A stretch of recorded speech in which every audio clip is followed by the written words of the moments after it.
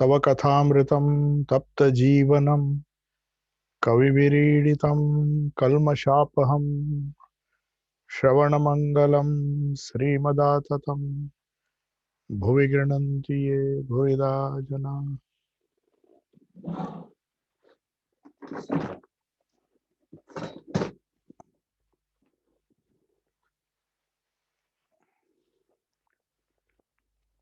So today we will begin our discussion of the conversation which took place on 27th October 1885. That is about 8 months before Sri Ramakrishna entered into Mahasamadhi.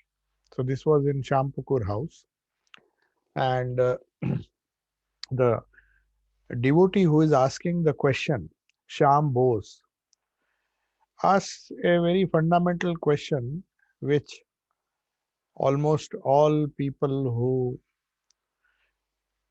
start practicing spirituality, start doing spiritual practices, try to ask, because this is the most mysterious of all questions.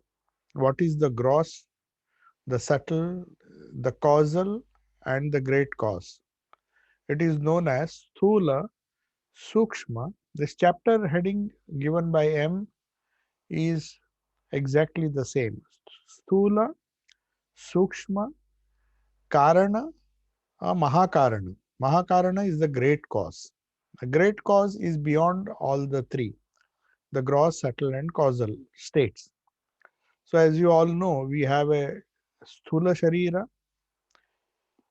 we have a Sukshma Sharira, which is subtle, which cannot be seen. Sthula Sharira is body, Annamaya Kosha and Pranamaya Kosha.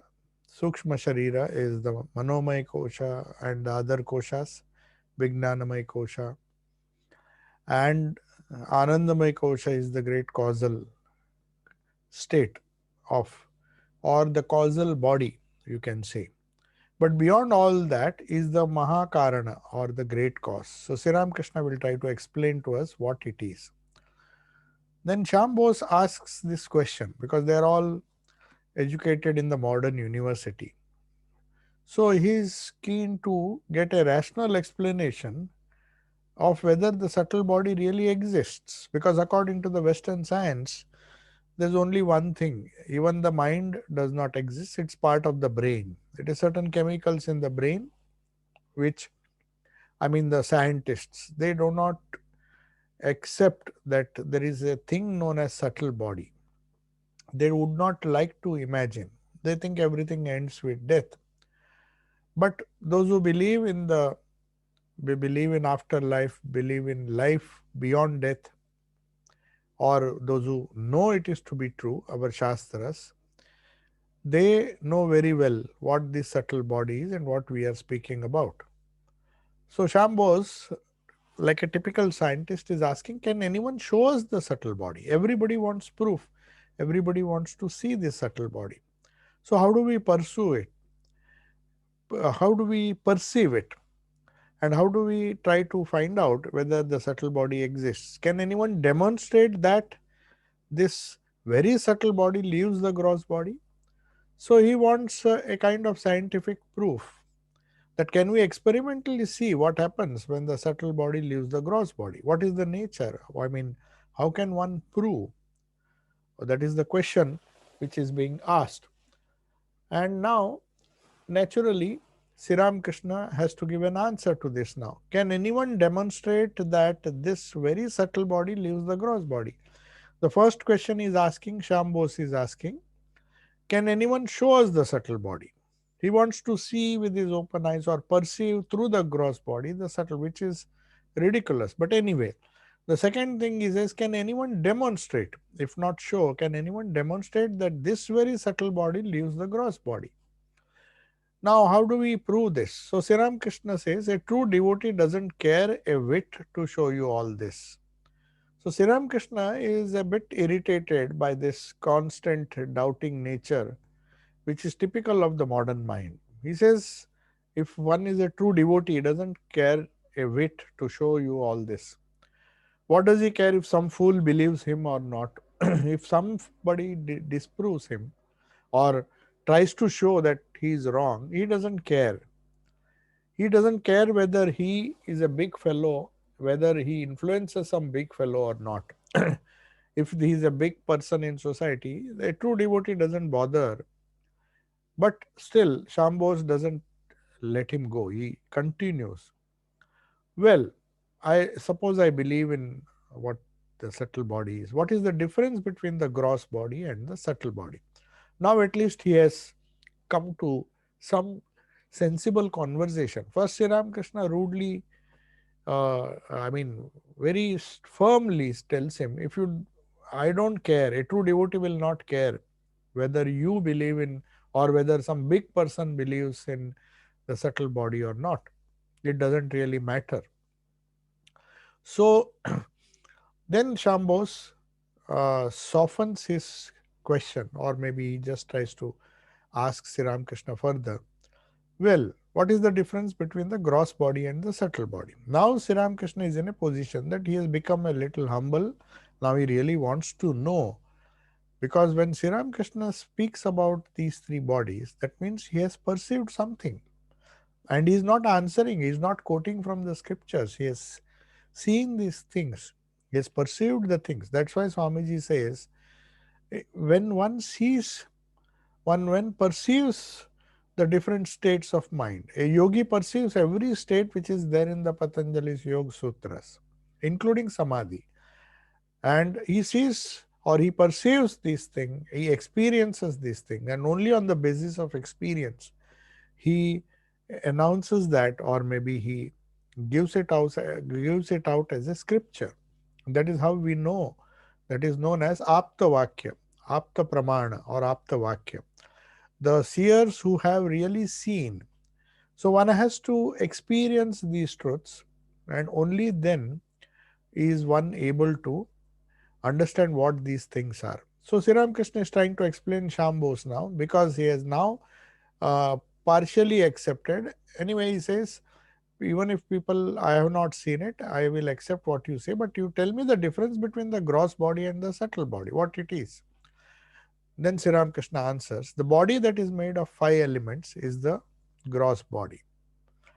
The five elements we all know, Agni, Vayu, they are all the different states of physical existence. Agni means fire, the plasma, it is popularly known as the plasma state. If that is the thing which comes very near, it's neither, if you see the nature of fire, it's neither solid, nor it is liquid, nor it is in a gaseous form. It is in a stream. So, Prithvi, up, Tej, and Vayu.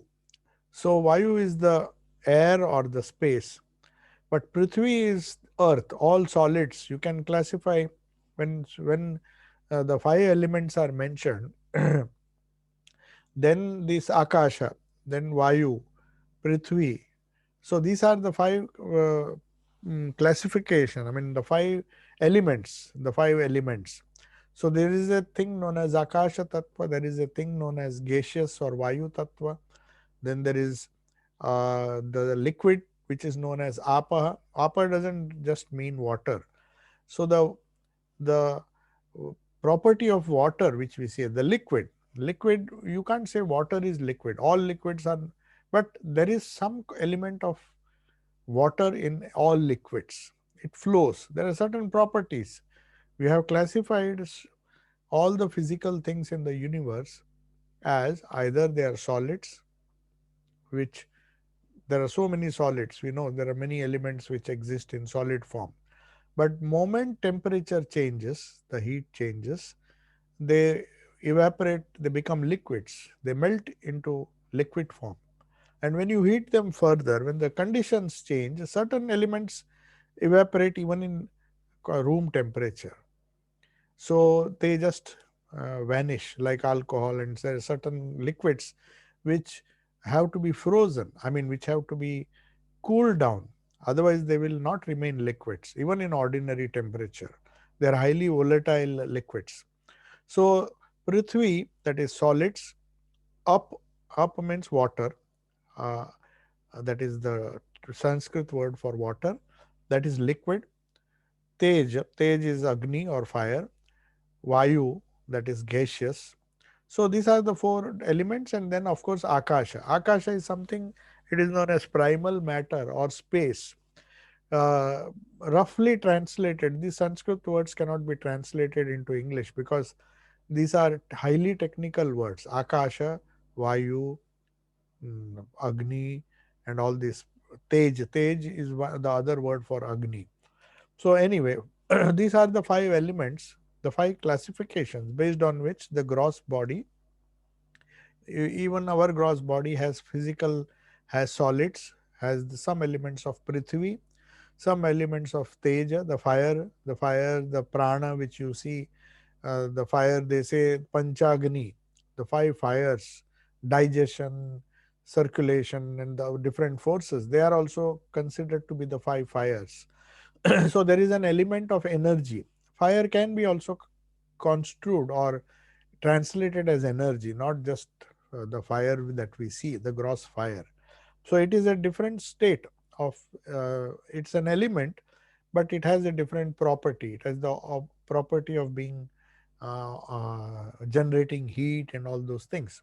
So the body also is made of all the five elements. There is Prithvi, there is up, there is liquid in the body, there is stage, there is fire in the body, the different acids and all those things. They are fiery in nature. They have a property to burn or to ingest things. And then we have the space, which is always there. Akasha is always there. We are encompassed. Our whole body exists in Akasha. Like that, we have different Vayu also. We have the gaseous substances inside us. So, the body that is made of five elements, whether it is our physical body or the body of animals or anything, even trees, they they are gross. The gross universe that you see is made of five elements. Then what is the subtle body made of? So Sri Ramakrishna says subtle body is the mind. Now you have to remember this. Prithvi, Up, Tej, Vayu, Akasha. These are the fivefold gross body. Now what is the subtle body? They are the four levels of the mind. We know that mind is composed of four things. The subtle body is composed of four things. One is manas, the mind; buddhi, intellect, which is a refined mind; the ego, the ahamkara, which attaches either to the buddhi or to the mind; and chitta. Chitta is the basic stuff, the samskaras, which take the form of either manas or buddhi. So, just as the physical existence exists as Prithvi, Prithvi means earth or liquid, up, Tej, fire, or Vayu, gas, or Akasha, these are the five elements which constitute the gross body. Anything gross you see in the universe is made up of these five elements. But body is also made of four elements. They are the same thing, but in different levels. They are different. Just as solid is converted into liquid, liquid is converted into gas.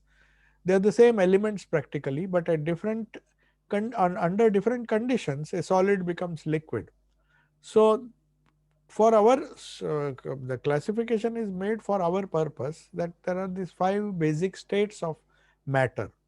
You can call it states of matter. A technical word according to science would be different states of matter, different states of the elements, the tattva, pancha tattva, which constitute our physical body. So also the subtle body is made of four tattvas, you can say, four states of the mind.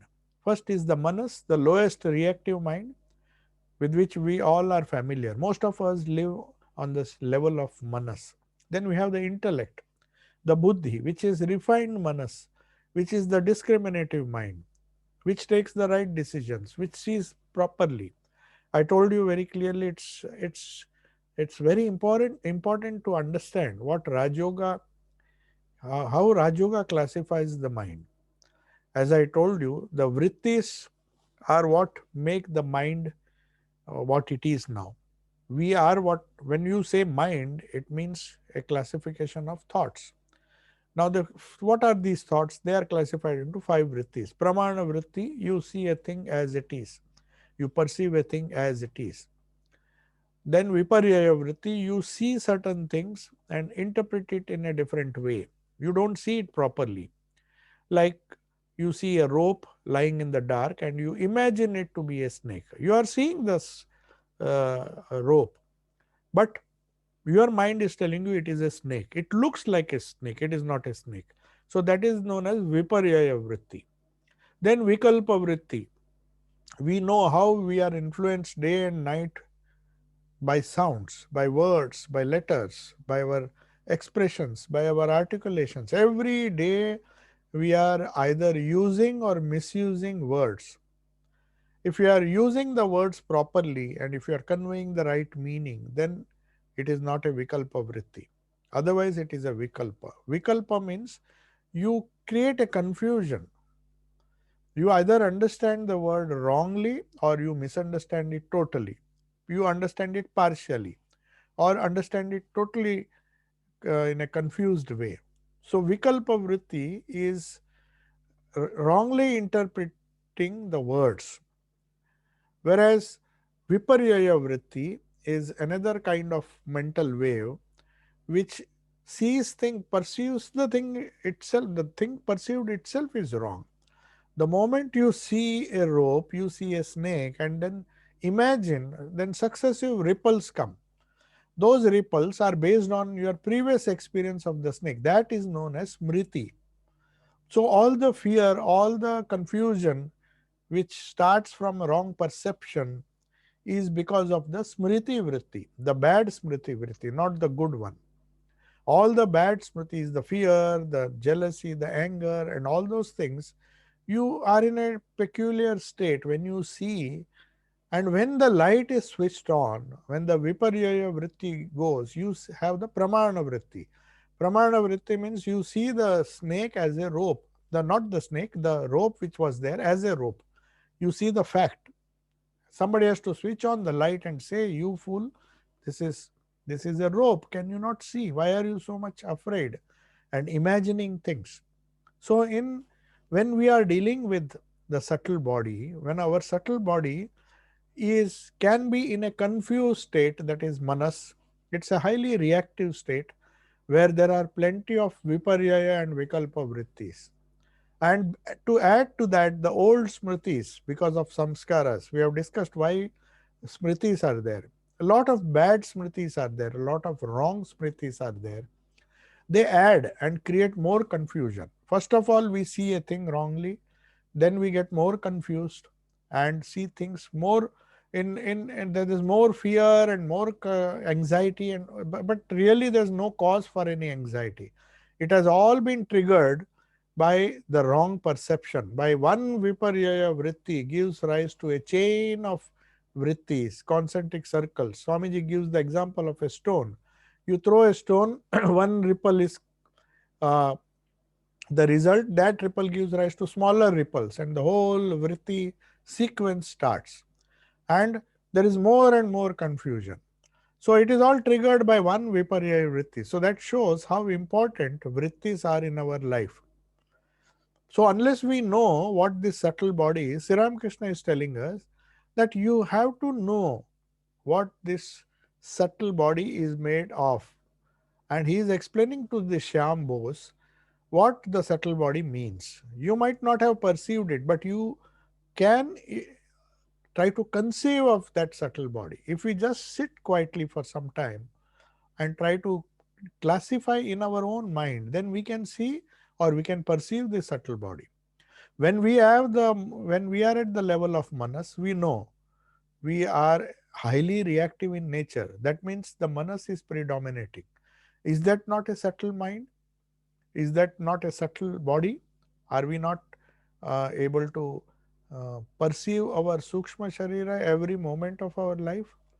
So the subtle body is made of mind, that is the lower level of mind. And then finally I told you nidra vritti. The five vrittis, if you know what a mind is, or what intellect is, what ego is, and what the chitta is. So the chitta is capable of taking different forms. Chitta is the mind stuff, the whole stuff which is subtle and which gives rise to these waves. And these waves affect the gross body. these waves, they not only disturb the mind itself vibrates, and that vibration is transferred to the body, and the body acts in a particular way. Then the panchakoshas, out of the panchakoshas, the five elements which constitute the annamaya kosha and the pranamaya kosha, they start acting. Pranamaya kosha, you may say, is the energy that is prana, which is animating the body. So they come into play. The fear gives rise to an action. You try to run away from that snake.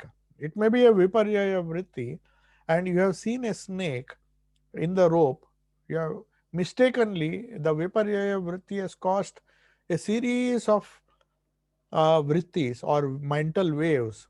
These mental waves have caused you to run, has given instruction to your brain, and your physical body along with the prana is running away from that site. So inside your body, the sthula sharira, the sukshma sharira, the dance of sukshma sharira is always taking place.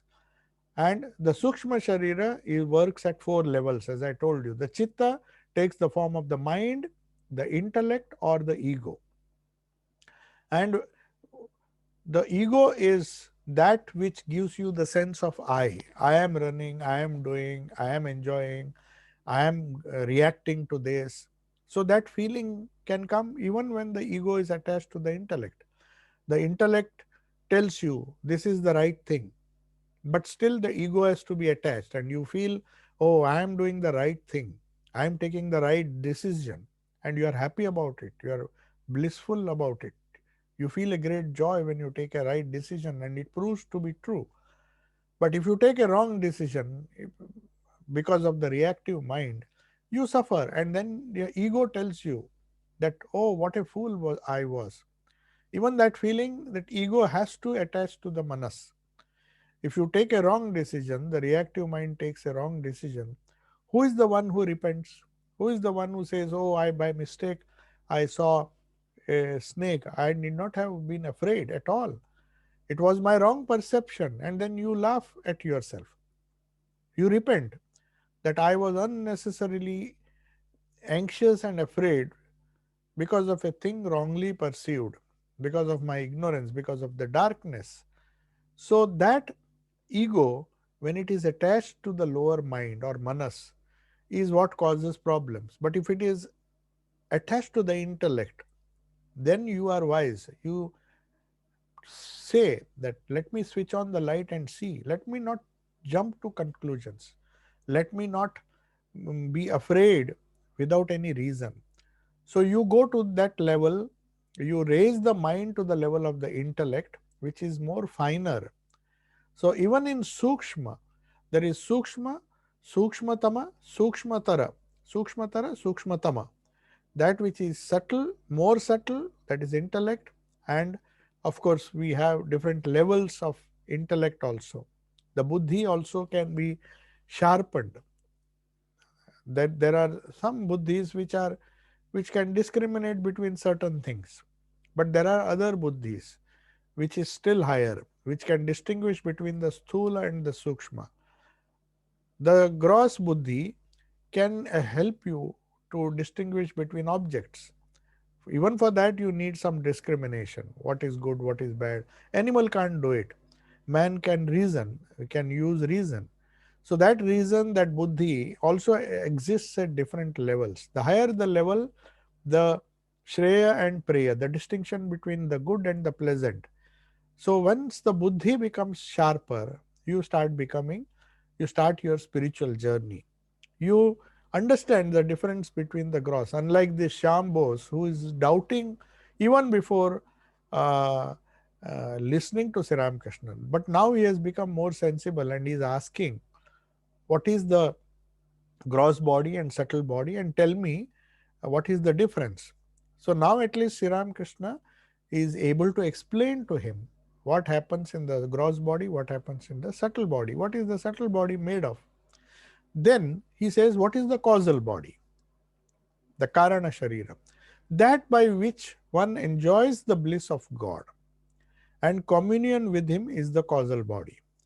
Now, here, when you speak of the bliss of God, we speak of a spirit which has been materialized by us. That God can be Brahman, that God can be Purusha, but we have tried to superimpose qualities of the body and create in our minds a deity in our higher mind. But that bliss which you get, that Anandamaya Kosha, that is known as the causal body. The Karana Sharira is made of the Anandamaya Kosha, where one enjoys the bliss of God, and the communion with Him is the causal body. It is when we raise our existence from the Sthula Sharira, if we are predominantly identifying ourselves with the Karana Sharira and a little with the Sukshma Sharira, but not with the Sthula Sharira, that is in Samadhi. We saw Sri Ramakrishna demonstrated this when he was in deep Samadhi, or when he was in a very big mood of divine communion with God, when such songs were sung. He stopped breathing. All the functions of the body and the prana, everything stopped. They get a sort of body which Sri Ramakrishna says the causal body is known as Bhagavati Tanu. Tanu means body. So what is the causal body? It is in the Tantra, it is known as when you do japa, when you do sadhana, slowly you elevate yourself, you identify yourself with this Bhagavati Tanu. And when you raise the consciousness, which is predominantly in the gross body for ordinary people, when you raise it to the intellectual level, that is Sukshma level, you enjoy the intellect, you enjoy the mind stuff, chitta, and all its different thoughts. That's fine. But when you go to the causal level, a still deeper level of our personality, you get you reach a state where you have a Bhagavati Tanu. That is the word which is used in Tantra, and Sri Ramakrishna is explaining that. It is in this state that we can see visions. If we see visions before reaching that state, if we are not in this state, then those visions are hallucinations. They are because of wrong perceptions. They may be because of viparyaya vritti or vikalpa vritti. Just as we see snakes in a rope, we may see something, some object, or maybe there is nothing. We create some kind of light and all those things. So when people come with uh, they are mad after these experiences. When people say that I want some experience, they want some mysterious light or something to be seen. But the question that is asked, the real vision is when you reach the causal body, when you get the Bhagavati Tanu, as mentioned in the Tantra, as a result of great sadhana, the divine body, only then you can enjoy that bliss. Otherwise, that vision will make you confused. If any vision or any which is actually an hallucination, if it happens when you are totally conscious of the gross body and also of the subtle body, then that vision is not real. It is partially real. It may be a reflection of the real vision, which you can get only the bliss of God or the bliss of divine vision, which you can experience only in the Bhagavati Tanu, the causal body only. So this has to be made clear. So when Sri Ramakrishna had a vision, and when we have certain things, experiences, which we would like to believe they are visions, they are not visions, they are just hallucinations. So that's the difference between a hallucination and a vision. No doubt some of the hallucinations inspire you to go higher and higher. That is the only worth they have. Otherwise, they have absolutely no significance, because unless we enjoy the bliss of God and the communion with Him, the deep communion which you have, it's an inexpressible bliss where the physicality and the mind also vanishes. Only the Bhagavati Tanu remains, and that is known as the causal state. It is in the causal state you get that ananda, that anandamay kosha. That is the highest existence in the I mean uh, in the consciousness. This consciousness takes the form of the subtle bodies, the gross body, the subtle body, and this uh, causal body. It starts with the gross body. As we do sadhana, then we go to the level of the mind, the manas, the reactive mind. The reactive mind, when it is constantly purified by japa, by sadhana, by karma, by different yoga, Patanjali's yoga says you raise your mind, refine it so much, refine the subtle body so much that it predominantly resides in the buddhi. And then you take a jump, or then you take a quantum jump to this Bhagavati Tanu, where you start seeing visions. So this is a very rare phenomena where you have to grapple with the mind, the lower levels of the mind. After a long struggle only, you will be able to get this divine body and the divine visions. The visions which Sri Ramakrishna had, they, they were perhaps the visions which gave through which he expressed the bliss of communion with God, and that is possible only in the causal body. So one can imagine what sadhana does is take the mind from the uh, gross body to the subtle level. Once the mind becomes increasingly subtle, it transcends the reactive mind. The reactive mind becomes less and less prominent in that person. You will see the first sign of a yogi, according to Patanjali, is that he shows a lot of calmness. His mind has been converted into buddhi. The chitta has taken the form of the buddhi, and the ego also has become very ripe, a ripe ego, a ego that tells him that one has to discriminate and not jump to conclusions, not fall a victim to the viparya and the vikalpa and the smriti vritti, which drag a person down and confuse him. So when that happens, you leave the strata, or the your mind becomes refined. It doesn't remain in the manas. So this is very important, and Sri Ramakrishna in this one paragraph has explained so beautifully. You will not get it in any scripture. He is trying to combine Vedanta with Tantra when he says this Bhagavati Tanu in the Tantra is what is the causal body. And finally, last of all, he is explaining, last of all is the great cause, Mahakarana, which cannot be expressed in words. That is Brahman. That is the bliss of Brahman.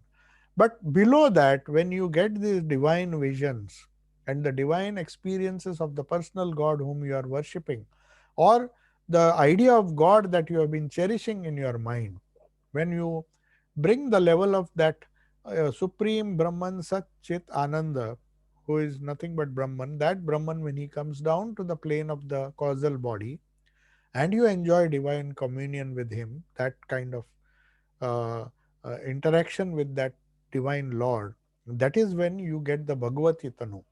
So here Thakur has made it very clear how one can identify progressively oneself progressively with higher and higher existences. So now perhaps Shyam Bose is partially convinced, though he wanted a proof. But Sri Ramakrishna says, I cannot express this in words. The Mahakarana I cannot express. I have tried to express what this Stula Sharira is, Sukshma Sharira is. You get an idea of Sukshma Sharira by watching the different phases or levels of your mind. But the Bhagavati Tanu, or the causal body, we are still far away from that. Leave alone the great cause. When we reach the great cause, or the bliss of Brahman, which is far beyond our reach right now, but at least the causal body is an attainable state.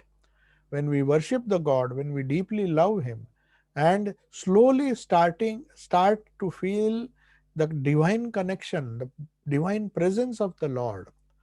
That is what all the great saints of different cultures, of different religions, they felt. They were lost in ecstasy, and invariably in all the cases, without any exception, they lost the sense of their body. When Jesus Christ experienced the bliss of the divine, maybe he was in that Bhagavati Tanu, so he didn't bother what happened to his Sthula Sharira. It was crucified.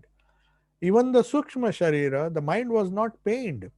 He even had the courage or the strength and the noble, he had the noble nature to forgive the people who had crucified him. Even forgive them. How that is possible? Because the Sukshma Sharira also was not so prominent. He could transcend them and enjoy the bliss.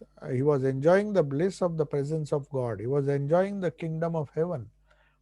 So also Vaikuntha, when people get mad after Krishna and the different deities which are personal gods worshipped by saints over centuries, they Sri Ramakrishna says, according to the Tantra, they enjoy the presence of God and the bliss of communion with that divine personality, that divine God who was Satchidananda, who has come in that form.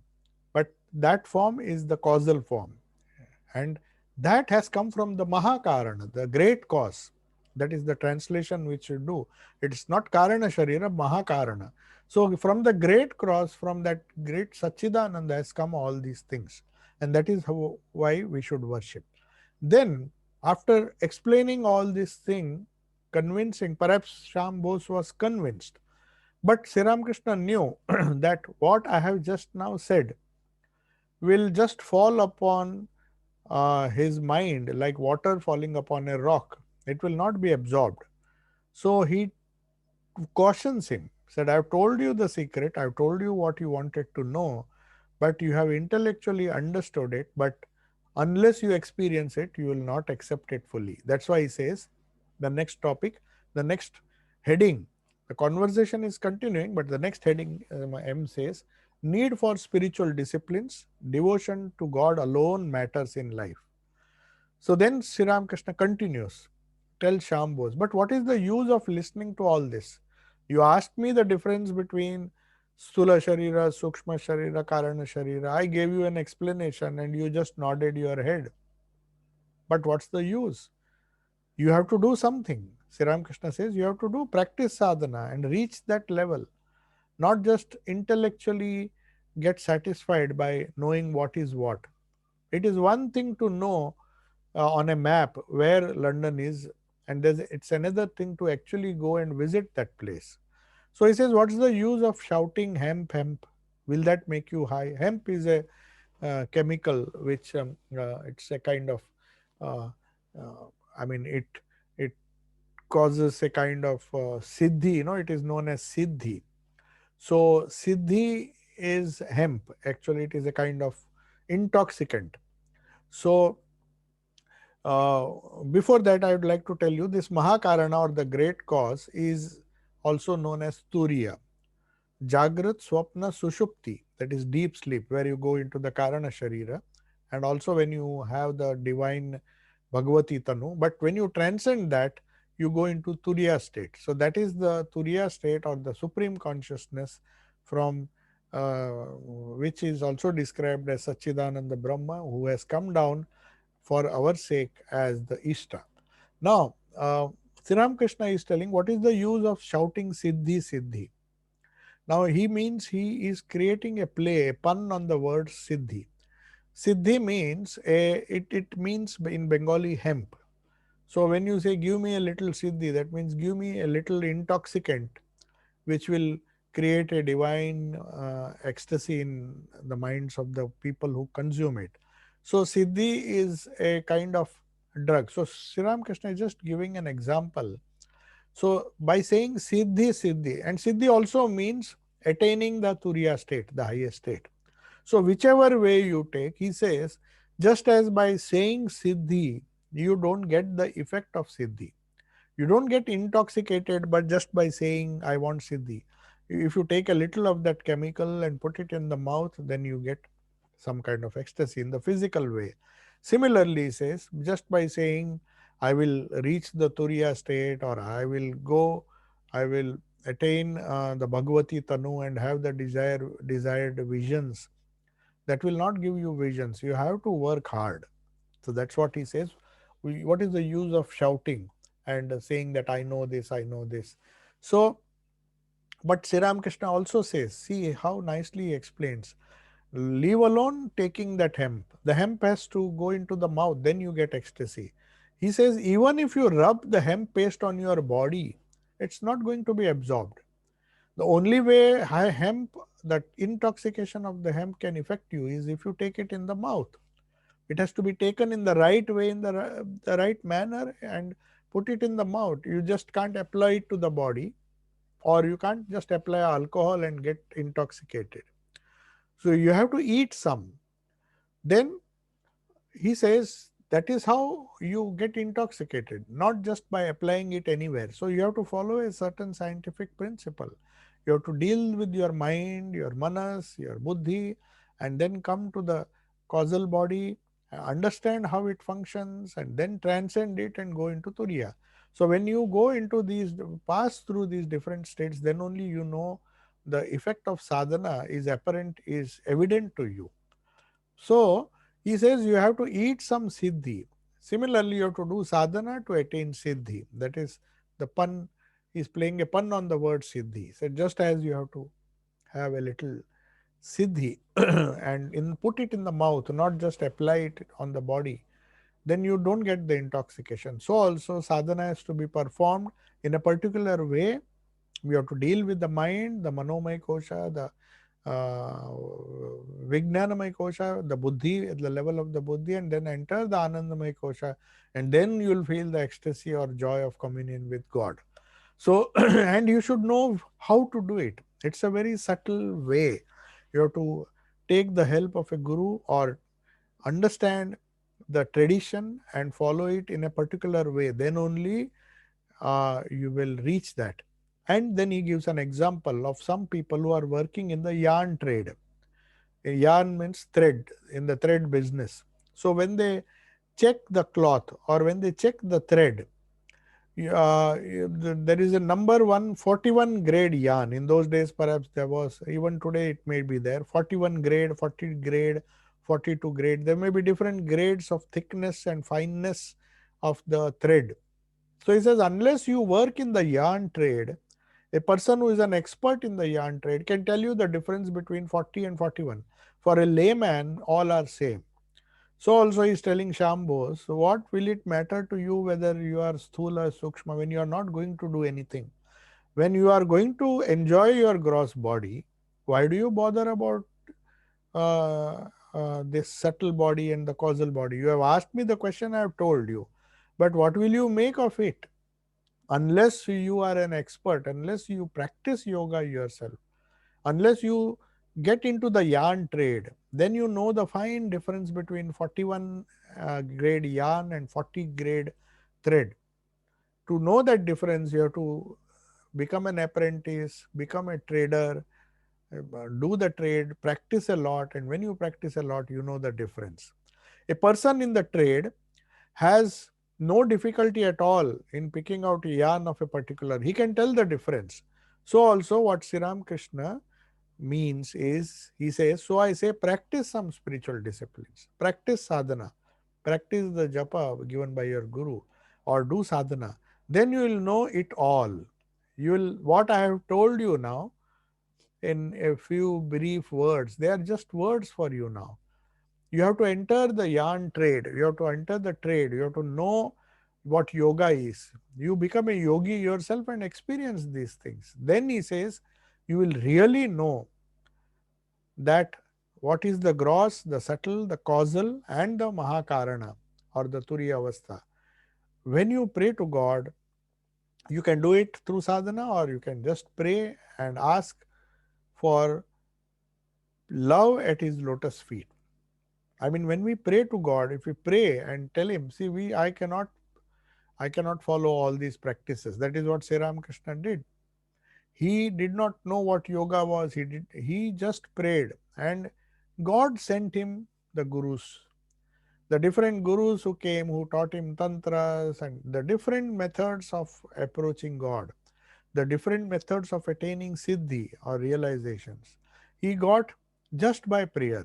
So he is giving a very sound advice to Shambhos. You just pray to God, pray for love at His lotus feet, and you will see how He will get all these things done through you. You don't have to make any effort.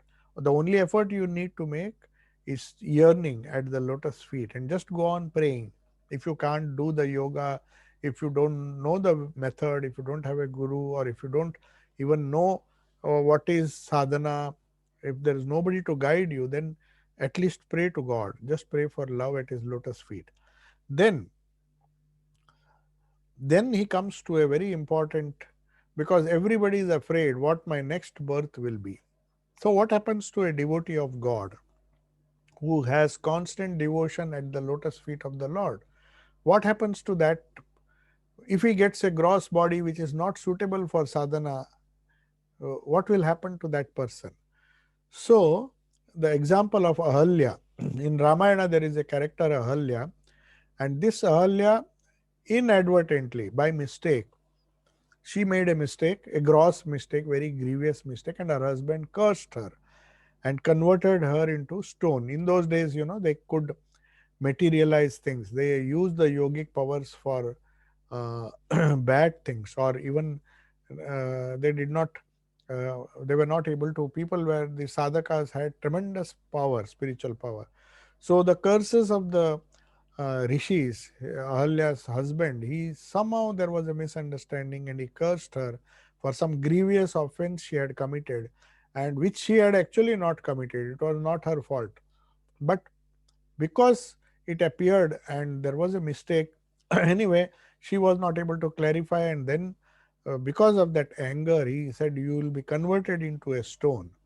So, from a human being becoming a stone with only gross body, no subtle body, no karana sharira, but still, even in that gross state, the Lord can, because Lord is uh, uh, the Lord is so gracious that in any kind of body he can raise your consciousness.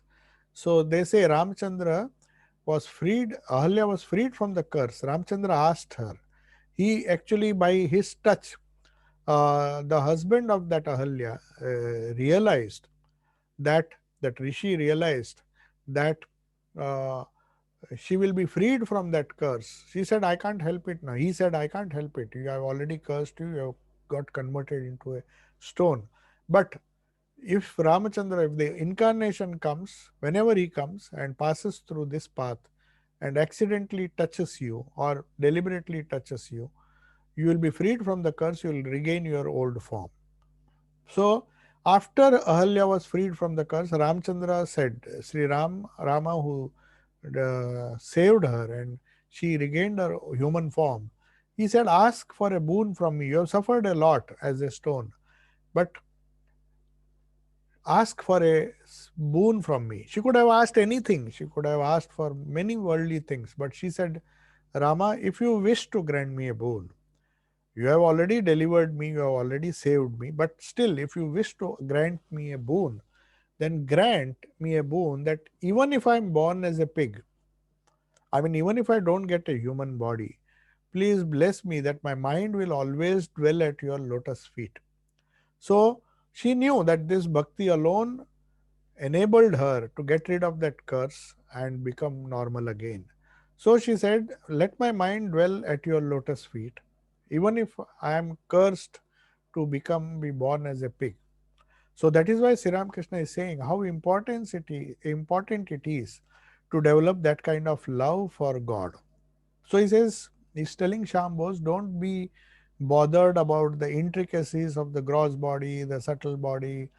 He explained to him, but he said, what will it benefit you? It will benefit you, it will clear some misunderstanding, that's all. But will you realize the subtle body? Will you realize will you experience the causal body? Will you experience those divine visions? No, that will happen only if by the grace of the Lord you do sadhana, you pray for love, and then the Lord himself will arrange for everything. That's why Swamiji once famously said, try to manifest the divinity within and everything else will be harmoniously arranged around that. So he says people try to create a sense of harmony. They feel, oh, we don't have this thing, we don't have that, we don't have this. So they just want, they're always struggling to make the situation in and around the place where they live and around them harmonious. They just want, everybody wants harmony, they want peace of mind. But they find that in spite of all the struggle, there's always disharmony around them, and then they blame. I said, I am good, I have done my best, but why are people behaving they try to shift the blame to others. But Swamiji says, look into your own heart. Says, if you manifest the divinity within, then everything else around you will be automatically harmoniously arranged. That is the nature of Prakriti. So, Prakriti, because there is some defect in us, we see disharmony outside. Because there is some disharmony in our minds. Have we removed the disharmony in our own minds, in our own Sthula Sharira, in our own Sukshma Sharira, in our own Karana Sharira? If that is perfect, then you will find only the good people coming to you. And even if bad people come, still there will be harmony. So when Sri Krishna wanted, he just had to love God. He just prayed for love at the lotus feet of Divine Mother. And the Divine Mother arranged everything. He did not have to go in search of Totapuri. He wanted Advait sadhana, Totapuri came to him. He wanted to perform sadhana according to Tantras, Vaishnava, Shastras, Bhairavi came. Then Ram Lala came, that Vaishnav, the Vaishnav Guru who came with the Ram Lala, and he uh, taught him the sadhana, Vatsalya Bhava, trying to love Rama as the Ram Lalla, the small boy Rama. So that sadhana was given by one Vaishnava monk.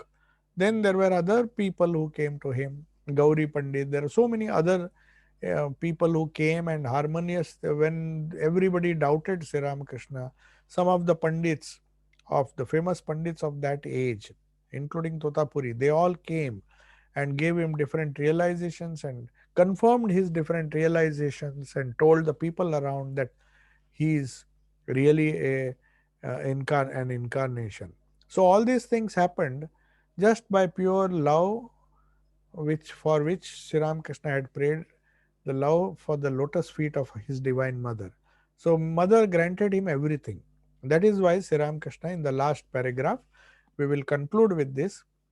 He says, I asked the divine mother when he started his sadhana only for love and devotion. Offering flowers at her feet and folding my hands, I said, O mother, here is your knowledge, here is your ignorance. I know you are capable of giving me knowledge, and I know also that along with knowledge, a little ignorance will also come. So there will be these ups and downs. When you get knowledge, you are happy. When you get ignorance, you suffer. So I don't want your knowledge, I don't want your ignorance. Please grant me pure love and devotion at your lotus feet. He was wise because he knew this prayer is the best prayer. Because foolishly, our reactive mind, when we are at the level of the manas, we are highly reactive. We do not know what to ask for, what not to ask for.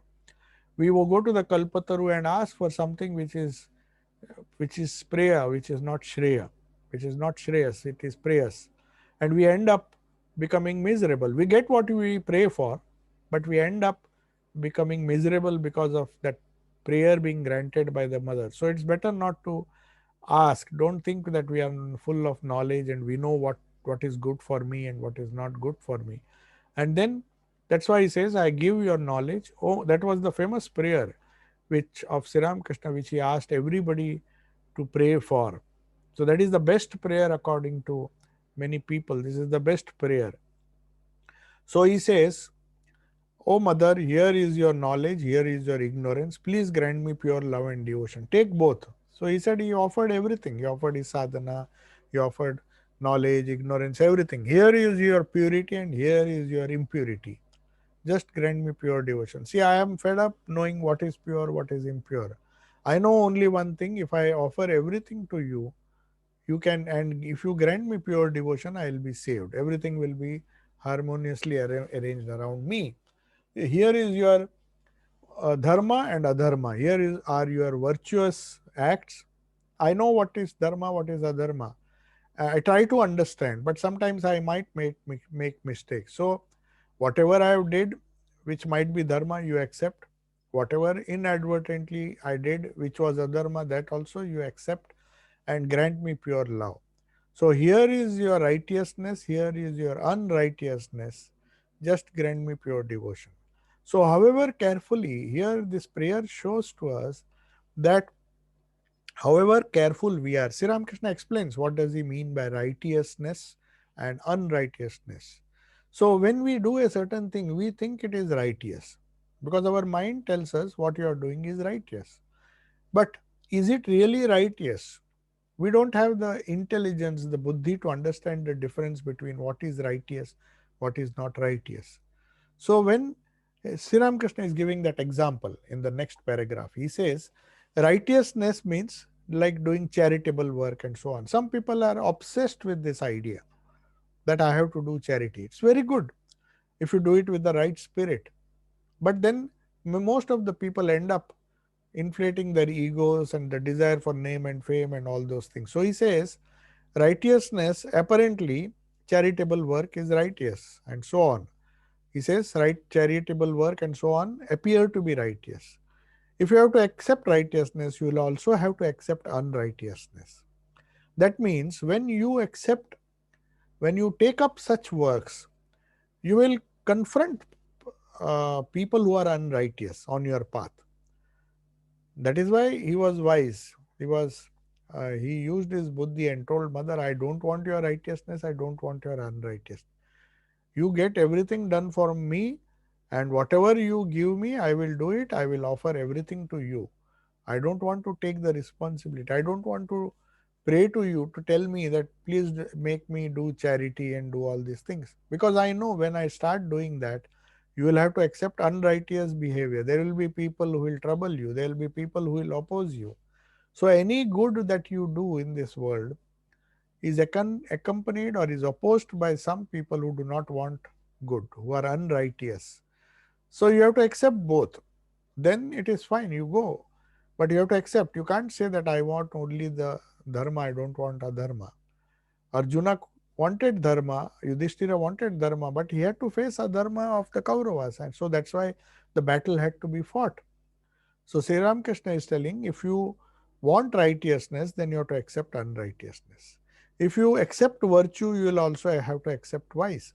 That means if you follow the path of virtue, and you will encounter people who are not very happy or jealous of your virtues, and they try to show that their vice is a virtue. What they are doing is right, what you are doing is wrong.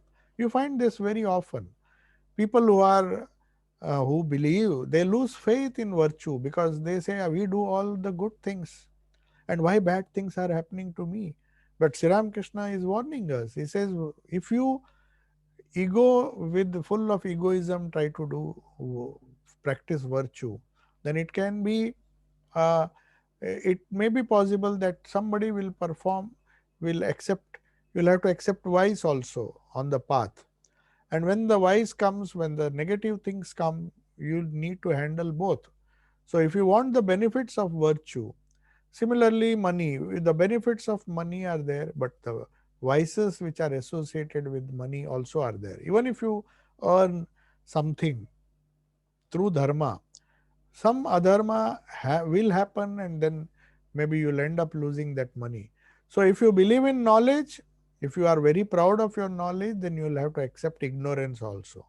So let us be humble and pray that the idea behind this is you have to be reduce your ego to such an extent that you totally depend on the Paka Ami, that I am a devotee of the mother. I am uh, placing everything at my disposal at her lotus feet of the Divine Mother, and you give me what is good for me because I do not know. So, if you accept ritual purity, you will also have to accept ritual impurity. You try to do some havana, some homa, and you make some mistakes, some impurity will creep in. So you have to accept both. So you can't say that I am doing this ritual and you have to give me the returns. I am doing this puja and you have to give me wealth. That is what people do. They think by doing some rituals they'll get the benefit, but they also get the ill effects of the mistakes that you have made in the ritual. So he says, I am not going to bother myself. I am offering everything to you. I am doing my puja, but if there is something wrong, that's why when Kshama Prarthana is done at the end of the puja, that is the spirit which Sri Ramakrishna is expressing here. That when we do puja, however careful we are, there will be some purity in the ritual, but somehow some impurity will creep in. So that's why finally we are advised, even at the end of the japa, we have to accept, offer everything. He said, Oh Lord, I have done the ritual which I think is correct, but there might have been inadvertent mistakes. So, in any case, you take both and free me from that. You give me pure love. So, that attitude, Sri Ramakrishna's attitude of surrendering every fruit of everything that you do to the Lord, to our God, to our Ishta, is a very practical suggestion or a practical advice. If you are aware of light, you are also aware of darkness. If you are aware of knowledge, if you have aware if you are aware of the knowledge of one, you have knowledge of the many. That's why Shankaracharya did not use the word ekatva. He said advaita, not two. He did not say one. You see, there is a huge difference between saying one and not two.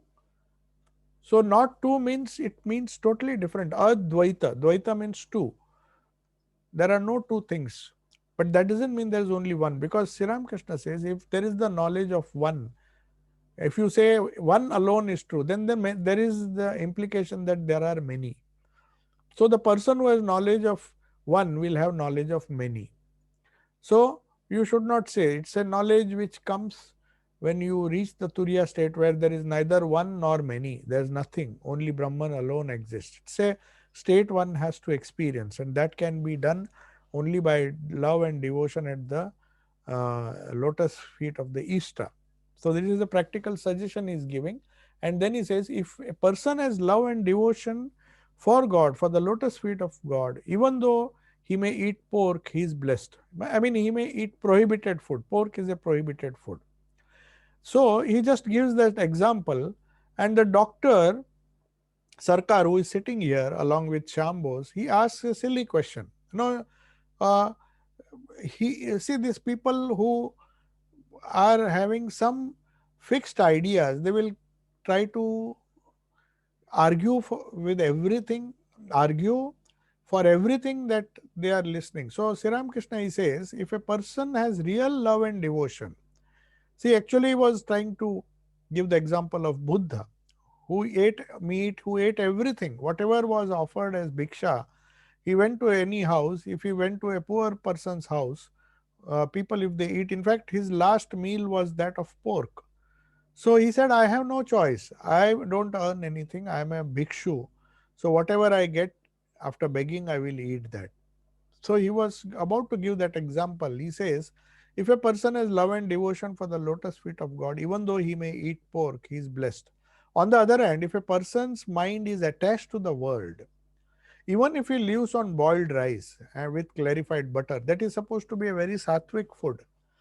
So Sri Ramakrishna says, there are people who make a show of their vegetarianism and say that we are eating boiled rice with clarified butter, such a pure sattvic food. But we have to see how much of his mind is on God. If it is not on God, then there's no use of a vegetarian diet. That's what Sri Ramakrishna is telling.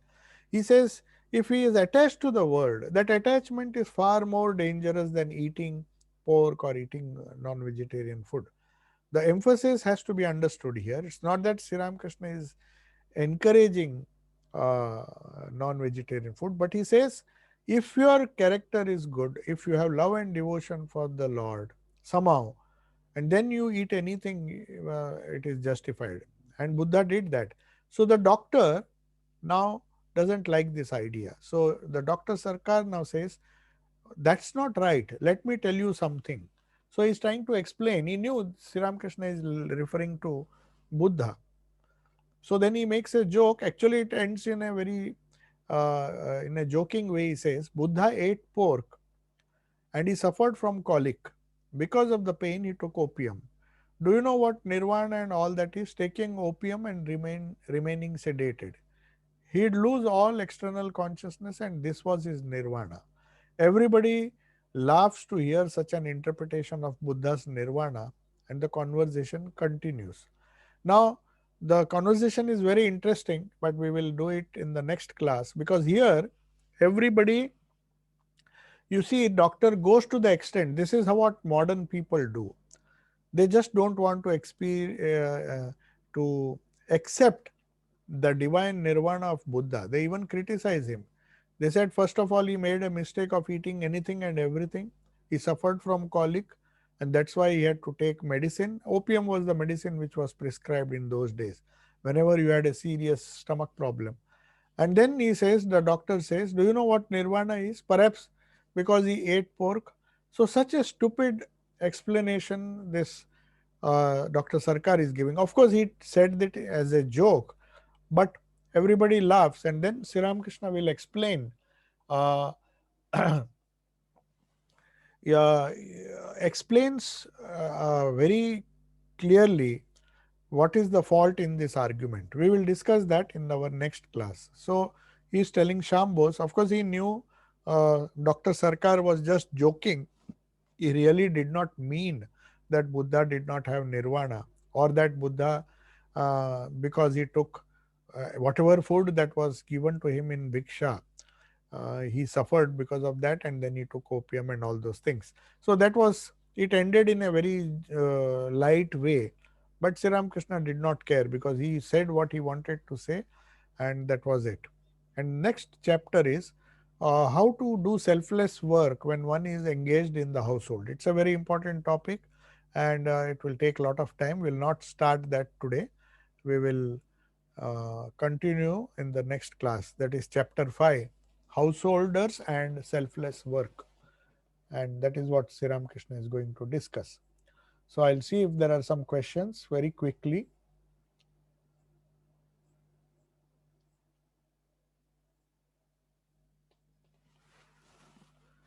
Uh, it is, uh, can you please clarify what exactly is meant by sadhana? Does it mean japa, meditation, and what else? And is God realization the only goal for sadhana? Yes, when we say sadhana, it means uh, a path or a journey towards God. There is no other reason. The very word sadhana means that. So when you talk of sadhana, it doesn't mean sadhana to achieve wealth. You can't say, I am doing this rigid discipline to earn wealth or to earn some worldly uh, thing. It cannot be. Then it is not sadhana. So sadhana is always meant to realize God. Japa, meditation are only a few steps or a few methods, few paths. There can be, as Sri Ramakrishna is saying, always pray, prayer to the lotus feet of the God. That is also a path. Japa need not necessarily be the only path. Japa meditation is a very scientific path for people who don't have faith, but people who have faith, they can simply love their Ishta, feel the presence, his presence, and all the japa, meditation, the effects of japa and meditation can be had by the constant prayer. So, prayer is nothing but another form of japa. When you constantly pray, what you do, what do you do in japa? You repeat the name of the Lord again and again and again. It's a kind of prayer only. It is just a prayer to the meaning of japa itself is a prayer. So whether you do prayer, whether you sing songs, if you offer everything to the Lord and if you pray for love and devotion, that is sadhana. It can be a nirakara sadhana also, where you, which is difficult, where you have to say that nothing else except God exists, except Brahman exists. So you have to deny everything. You have to deny pain, you have to deny sorrow, you have to deny the world, you have to deny your family, you have to deny everything gross, you have to deny everything subtle and get beyond. So it is a very difficult path. But loving God doesn't expect you. You don't have to deny anything, but you love God so much that you have very little time for loving the world. That is a very wonderful psychological truth behind loving the God. Because doing japa, doing sadhana, or loving God, whom you consider to be the greatest object worth having, or the greatest goal worth attaining, if you have, if you are spending so much time, then you don't have to give up anything. The world will automatically give you up. As Sri Ramakrishna told Narendra, he asked, should I give up eating non-vegetarian food? He said, you don't have to bother. You just hold on to God. All these things will fall away. So, giving up the world is not necessary for sadhana. Sadhana itself, there are two ways. One is the holding on to Brahman and giving up the world simultaneously, which is a more difficult path, the path of Advaita, where you say there are no two things, the world does not exist. So you have to deny. So you start with denial, which is very unnatural for householders. You have to begin with denying your family, begin with denying your money, the wealth, and the everything that you possess. At least mentally, you have to deny them. Like Janaka, he did not care if he lost money or if he got money, but that even that mental denial comes after a lot of struggle. So that denial automatically you get the experience of Brahman, because Brahman alone is real. That is one way. But without denying, if you want to attain, then you have to take a personal God and try to superimpose the idea of Brahman on that personal God and worship him and dedicate all our actions, that is Karma Yoga, dedicate our meditation, Japa, that is also Karma Yoga and Bhakti Yoga and Raj Yoga. So, through different yogas, you somehow establish a connection and try to practice the presence of God. In that way, you get everything. So, that is the answer. So, that is exactly what sadhana means, that which takes you to that which gives you the communion with God or the eternal reality and saves you from great sorrow, death, and all those things. That is sadhana. So it is said that at some period of time and with purity, the mind becomes the guru. Please explain this phenomena, Maharaj. Is this the mind situating at the buddhi? So here Parin is asking this question: when does the mind become our guru? When do we reach a state where our own mind tells us? That is the state when you don't allow the reactive mind to be, the buddhi becomes so sharp and the buddhi becomes so pure that you see things clearly. The viparyaya vritti, the vikalpa vritti do not come because you are not associating your ego and the chitta with the lower mind. But that is an uphill struggle. Till you can do that, it is better to get advice from the Shastras, from God, from Guru, from whoever has practiced this sadhana. It's always better to have advice from such people. But a stage may come by the grace of God again or by the grace of the Guru that your own mind will guide you. That is what happens uh, when you physically don't have your Guru with you. You have to imagine that your mind is colored by the grace of your Guru who will come, and your God or the Ishta who takes the form of the Guru, and he comes and guides you and enlightens your buddhi. So that can come through prayer also. So definitely the answer is that uh, uh, the mind, when it when the mind is purified to such an extent, it assumes the form of a buddhi, you will find that that is when the mind becomes your guru. Okay. And there is a question about Ahalya, about Indra and all. They are all mythological stories. We don't have to give much importance, but there was a these are all incidents. These we don't have to go into the details. What is the essence is Ahalya's devotion and the conversation which Rama had with her and her pure mind. So whatever it is, whatever the background of her, it is not the error. Our mind should not go to the cause of the problem. See, in Ramayana, in Yudhishthira's life also, Sri Ramakrishna did not like that attitude.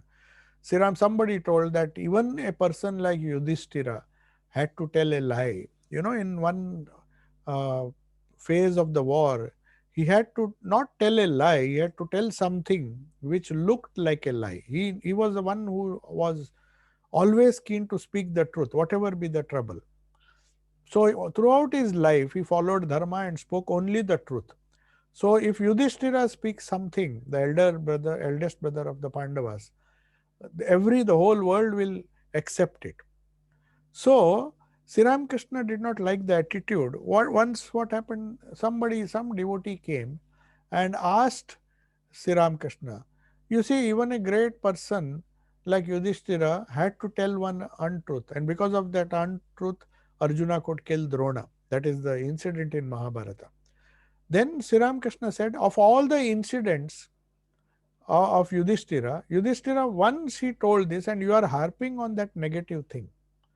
So you see the good side of Yudhishthira. There are 1000 things which he has done right, and that is human nature, that we criticize people for one wrong thing that they have done, and not and just ignore what the good they have done. So in this case also, in Ahalya's case also, her husband did not even wait. He punished her, he cursed her, whatever may be the reason, may be karma, for certain things which she was not responsible, because Indra came as a in a disguise of her own husband. So that is what happened, and she served him and thought that her husband has come back home. So that was her only mistake, because she could not recognize a. So that is the incident, but that is not important what Indra did. What is important, how Ahalya and what Rama did to Ahalya, and what Ahalya asked, the boon. See the noble nature of Ahalya. She says, even if I am born as a pig, she was not bothered. She did not ask for wealth. She see the unworldliness of Ahalya. That shows the greatness of Ahalya, not uh, the uh, the vices of Indra or the vice. That's why they say even gods have vices. Whereas a sadhaka, if one is pure, they can even surpass the gods. That is what Sri Ramakrishna saw when he saw Vivekananda. He says he was a rishi who had surpassed even these gods, the Indra and all those things. They are far, far below. So he saw the Sapta Rishis sitting, towering about these gods whom we respect so much. We worship Indra, we worship these deities to get a little money and a little Varuna and so many Shani. And then you see people are running after these small gods, because we are small minded. We want small things. That's why in the Gita we discussed in the 7th chapter that God deliberately, people with small minds, he makes them run after the smaller deities and they are satisfied. Whereas people like Ahalya, they don't bother. They know Rama will come and save them. Rama is the Brahman himself. So she doesn't bother about what Indra does or what any other god does. The gods are far, far, far lower. In some cases, as Sri Ramakrishna says, they are far inferior to some human beings. Some human beings can elevate themselves far above the level of these deities, these devas. They are known as devas and they are asuras. Devas and asuras, the only difference is asuras are attached to the world, but they are bad people. Devas are attached to the world, but they are good people. That's all. That's the only difference. But sometimes they also commit mistakes. So whether it is Indra, whether it is any other god, smaller deities, not gods, they are the smaller, they are in control of certain activities in Prakriti and the cosmic plan. So they have their own role to play. And by worshipping them, we get limited benefits. That is why Sri Ramakrishna or Sri Krishna tells in the Bhagavad Gita, those who worship these lower gods get lower benefits, and or maybe they get lower, uh, uh, attain lower goals. So those who want lower goals, they can go after these lower things. So that is how mythology has to be interpreted. And uh, so we'll conclude today. Om Shanti Shanti Shanti Hari Om Tat Sat. Sri Ramakrishna Pranam Maharaj. Namaste.